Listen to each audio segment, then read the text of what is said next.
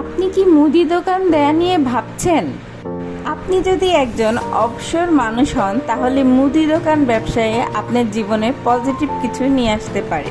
আর আপনি যদি ভাবেন আপনি জব কিংবা অন্য ব্যবসার পাশাপাশি লোক রেখে এই ব্যবসা পরিচালনা করবেন, তাহলে বলবো আপনার পুঁজি তো নষ্ট হবেই, সাথে শারীরিক ও মানসিকভাবে ক্ষতিগ্রস্ত হবেন।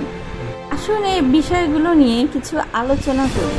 ব্যবসা যতটা সহজ মনে হয় তা নয়, প্রচুর ধৈর্য এবং পরিশ্রম দিয়ে এই ব্যবসা দাঁড়া করানো সম্ভব।